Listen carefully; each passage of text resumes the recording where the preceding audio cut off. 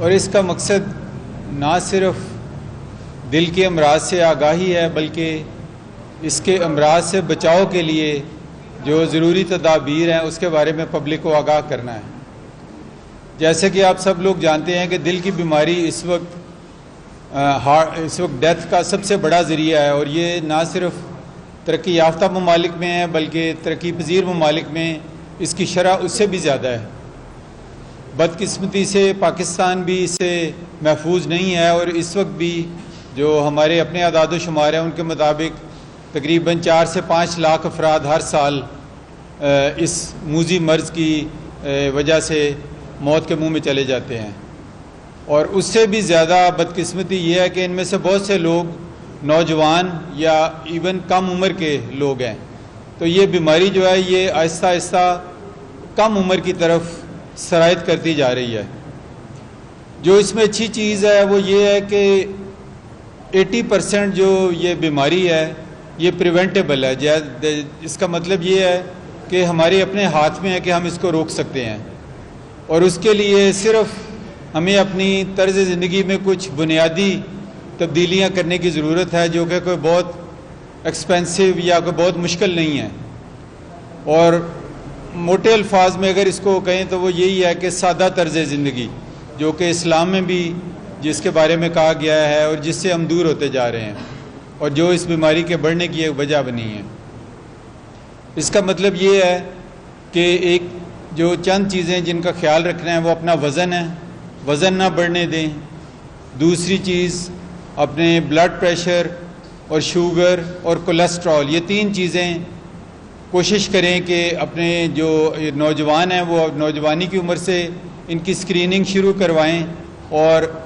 کم از کم سال میں ایک دفعہ یہ سمپل چیزیں ضرور کروا لیں۔ اس سے بر وقت تدارک سے آپ بہت سی بیماریوں سے بچ سکیں گے۔ جو طرز زندگی میں تبدیلی ہے اس میں جب وزن کا خیال رکھنے کا کہا گیا تو اس کے ساتھ سادہ غذا اور کثرت سے پھل اور سبزیوں اور دالوں کا استعمال، جس کا مطلب ہے گوشت کم، تلی ہوئی چیزیں کم، bakery, fast food, pizza, burger, bun, یہ سب چیزیں سے دور رہنا ہے، نمک کم استعمال کرنا ہے، اور اس کے ساتھ کم از کم کوشش کرنی ہے کہ ہفتے میں 5 دن 1 گھنٹہ آپ کم از کم سیر کریں، چاہے کسی بھی جگہ پہ، اگر آپ کے قریب کو پارک ہے وہاں جو کر لیں، اگر آپ کسی جم کے ممبر ہیں وہاں جا کے ایکسرسائز کریں۔ یہ چیزیں اگر آپ اپنے نہ صرف اپنے لیے بلکہ اپنے خاندان اور اپنے بچوں کے لیے بھی شروع کروائیں تو آج سے 10-20 سال بعد ہم اس بیماری سے کسی حد تک چھٹکارا پا سکیں گے، کیونکہ یہ مغربی ممالک نے یہ دکھا دیا ہے کہ ان چیزوں کے اوپر کام کرنے سے اس بیماری کا زور کم کیا جا سکتا ہے، اور یہ ایک پریونٹیبل ڈیزیز ہے۔ تو اس لیے ہمیں کوشش کرنی چاہیے کہ ہم اپنے اسلامی اصولوں پہ عمل کریں اور کوشش کریں کہ اپنی زندگی میں سادگی کو اپنائیں اور سادہ غذا اور اپنا سادہ طرز زندگی اس کو اپنائیں، اور اس کے ساتھ ساتھ ایک ضروری چیز ہے کہ کم از کم 7 سے 8 گھنٹے کی پرسکون نیند۔ جب نیند کا فقدان ہوتا ہے تو اس کے ساتھ بھی انسان اس بیماری کا اس کو ایک رسک بڑھتا جاتا ہے۔ تو میرا یہی پیغام ہے کہ ان بنیادی اصولوں پہ عمل کر کے آپ اس بیماری سے بچ سکتے ہیں۔ شکریہ۔ پہلے جیسے ہم لوگ ڈالڈا گھی استعمال کرتے تھے، اس کے بعد انہوں نے ایڈیبل آئل آئے، تو اب آئل کو بھی کہہ رہے ہیں کہ اس میں بھی ڈفرینس آیا ہے۔ اس طرح کچھ لوگ کہہ رہے ہیں کہ سب کو جو ہے وہ استعمال کرنا چاہیے۔ آپ یہ ایکچولی بڑا کنٹروورشل ٹاپک ہے، کیونکہ قرآن پاک میں زیتون کے تیل کا جگہ جگہ ذکر ہے، اور یہ اب میڈیکل سائنس نے ثابت کیا ہے کہ سب سے اچھا جو آئل ہے جو ہارٹ کے لیے بھی اور جسم کے لیے وہ زیتون کا تیل ہے۔ اب زیتون کا تیل جو ہے اس کا ایک بوائلنگ پوائنٹ ہوتا ہے جو کہ ہر تیل کا ڈیفرنٹ ہوتا ہے، جس کا مطلب یہ ہے کہ اس کو ہم بہت زیادہ گرم نہیں کر سکتے یا اس کو بہت زیادہ اس میں چیزیں پکا نہیں سکتے، کیونکہ وہ ڈی نیچر ہو جاتا ہے اور اس کی جو افادیت ہے وہ کم رہ جاتی ہے۔ تو اس کا پیغام یہی ہے کہ کوشش کریں کہ بہت ہائی ٹیمپریچر پہ، جیسے تلی ہوئی چیزیں ہیں یہ بہت ہائی ٹیمپریچر پہ بنتی ہیں، تو اس میں جو بھی تیل یوز کریں گے نا وہ اس کی کمپوزیشن بجائے فائدے کے وہ نقصان میں جائے گی۔ تو اس کے مطلب اب یہ ہے کہ اس کا متبادل کیا ہے، چونکہ زیتون کا تیل نہ صرف مہنگا ہے بلکہ ہر جگہ اس کی ہے بھی نہیں، اویلیبل بھی نہیں ہے۔ خوش قسمتی سے اب پاکستان میں کلر کہار اور کچھ علاقوں میں اس کی کاشت کافی شدت سے ہو رہی ہے، اور امید ہے کہ اب یہ سستا ہو جائے گا۔ تو عام گھر میں کھانے پینے کے لیے آپ کوئی بھی ویجیٹیبل آئل استعمال کر سکتے ہیں، بناسپتی گھی بالکل استعمال نہیں کرنا، اور اس پہ ہم نے فوڈ ہیلتھ اتھارٹی کے تعاون سے اس پہ پابندی لگائی، کیونکہ وہ نہایت نقصان دہ چیز تھی۔ اور اس کے علاوہ دیکھیں جو موٹی موٹی چیز ہے کہ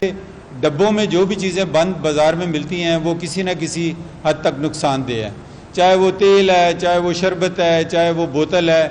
تو جو بھی چیز آپ کو تازہ مل سکتی ہے وہ بہتر ہے۔ تو اب اگر مکھن یا گھی کا کہا جائے تو وہ بہت کم مقدار میں شاید اتنا نقصان دہ نہ ہو، بجائے اس کے کہ آپ اگر اس کا مقابلہ کریں خدا نہ خواستہ کسی مضر صحت آئل کے ساتھ، کیونکہ کئی ہمیں رپورٹس ملی کہ جس چیز سے گھی بناتے ہیں وہ انڈسٹریل آئل ہے، اور وہ فوڈ گریڈ کوالٹی کا آئل نہیں ہے جو امپورٹ ہوتا ہے، پام آئل۔ تو اس لیے یہ ایک مطلب مشکل سا ایک ہے۔ کوشش کریں کم سے کم تیل یا گھی یا مکھن جو بھی استعمال کر رہے ہیں بہت کم ڈالیں، اور چیزوں کو تلیں نہ۔ اگر آپ پرانے آج سے 50-60 سال پہلے چلے جائیں، ہم تو اس چونکہ زمانے میں گزرے ہوئے ہیں، تو وہ بہت معمولی سا ڈال کے اور ہانڈی میں سلو کوکنگ کرتے تھے، جو کہ سب سے اچھا اور یعنی کہ قوت بخش طریقہ ہے پکانے کا۔ بدقسمتی سے وہ پریشر کوکر کے آنے سے اور تلنے سے وہ طریقہ پکنے کا ختم ہو گیا، اور خواتین بھی شاید اتنا ٹائم نہیں دے رہی اس کو، کیونکہ وہ سلو کوکنگ کا پروسیس تھا، اس میں جو کھانے کی افادیت تھی وہ برقرار رہتی تھی۔ تو اس لیے یہ مطلب اس کا مختصر سا حل ہے، لیکن میرے ساتھی جو ہے شاید اور روشنی ڈال سکیں، کیونکہ یہ بڑا اہم ٹاپک ہے اور ہر ایک کو افیکٹ کرتا ہے۔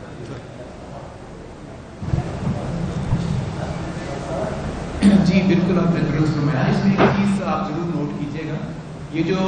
بینیفٹ ہے وہ بینیفٹ اتنا زیادہ نہیں ہے کہ ہم سمجھیں کہ زیتون کا تیل ہے تو جتنا مرضی کھا لیں۔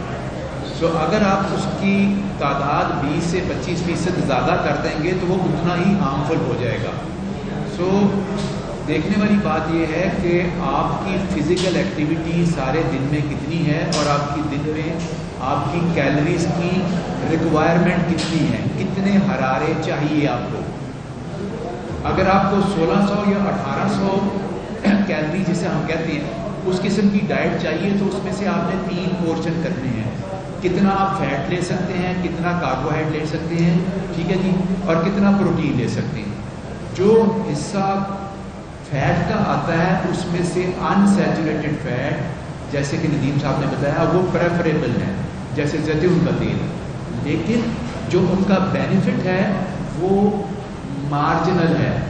اس کے مقصد یہ نہیں ہے کہ آپ جتنا چاہیں اتنا لے لیں، تو آپ نے اعتدال رکھنا ہے اور اپنی ضرورت کے حساب سے خوراک لینی ہے۔